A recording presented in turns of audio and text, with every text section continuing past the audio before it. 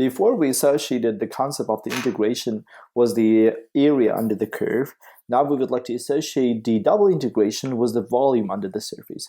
Particularly in this video, we would like to discuss the volume under the surface over the rectangular region. And when we say the rectangular region, we mean that if we're given a surface, I would like to cut this with the 4 vertical planes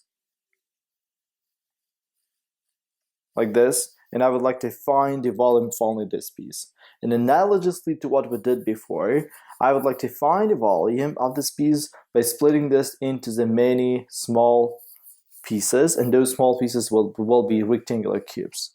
So we are going to start by meshing up this rectangular region. In order to see this more precisely, let's look this in the XY plane. So our region R is given points which are under constraint. So X points are going to change from A to the B, and Y points are going to, Y coordinates of the points are going to change from C to the D. And we would like to split this into the many small rectangles. So vertically, we would split them like this, where the height would be delta Y, and then horizontally we would split them like this, where the width would be delta X. Then the area of each of the rectangles are equal to the delta X multiplied to the delta Y. Now, so let's look to this mesh from the 3-dimensional view. So if I mesh up this rectangular region, and if I would like to find the height of this cube by finding the value of the function at this point, right? So if I'm given some point, I can make the rectangle around him, and I can find the height from here until the surface using the value of the function. And the volume of this rectangular cube would be the area of the basis, which is delta X multiplied to the delta Y multiplied to the height, which is the value of this function. So the volume of this piece, one small piece, would be just the value of the function height multiplied to the area of the base. And what I would like to do is I would like to find the volume of all of these cubes, and I would just add them in order to find the overall volume. So we would go through this point, so we would fix the X here, for example, X1, and then I would choose the values for the Y.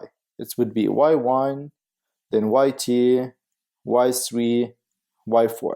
Then I would find the values of the functions at these points, f of x1, y4, and by multiplying them to the delta x and delta y, we would find the volume of the cubes.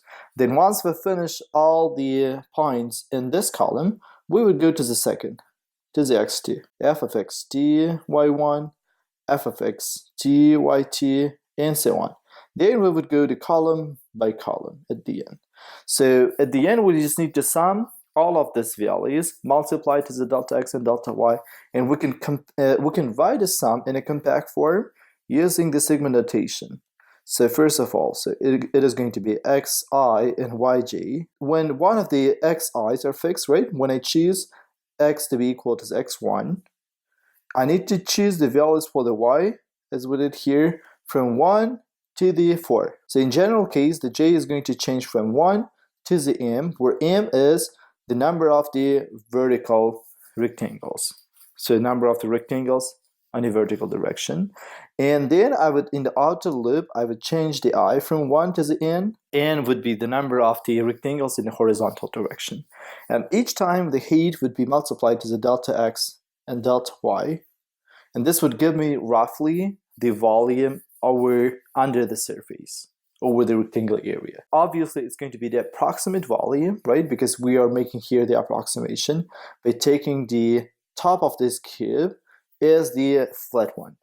But obviously, the curve, the surface might be curved here, and so that is why approximately the volume is equal to this value. And in order to get more precise result, we need to find the limit. When we take the limit, when m goes to the infinity, and the limit when n goes to infinity, right? Where the number of the rectangles on a rectangular basis would be a lot. So in this way, we would get more precise result. So now let us look to this limit in the different angle. So let us rewrite them like this. So this is going to be the summation of I goes from 1 to the m.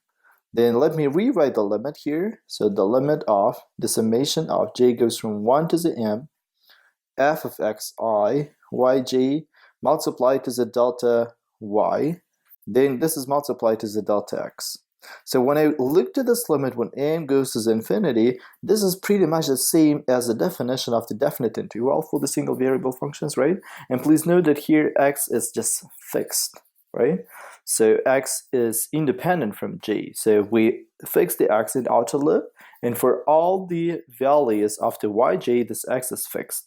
So this is going to be the integration of this function with respect to the y, where x is fixed. So when we integrate this function with respect to the y, we take the x as a constant, okay?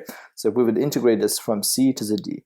So once we integrated this, so this outer loop looks like to be, again, the integration, right?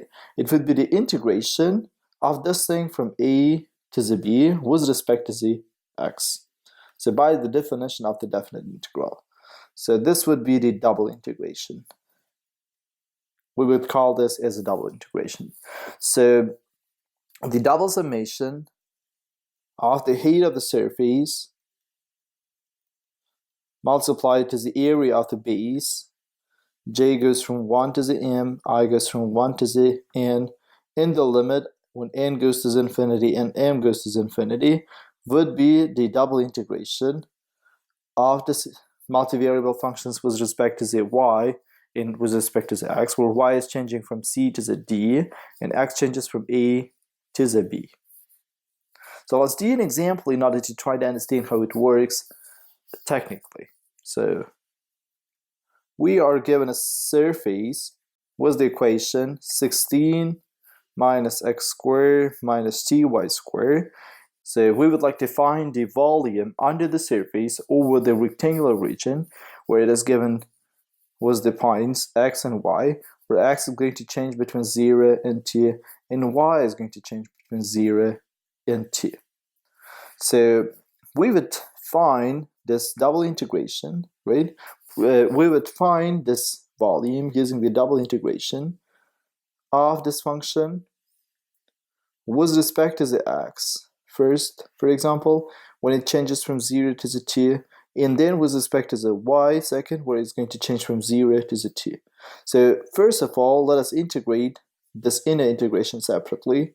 So let me rewrite this separately.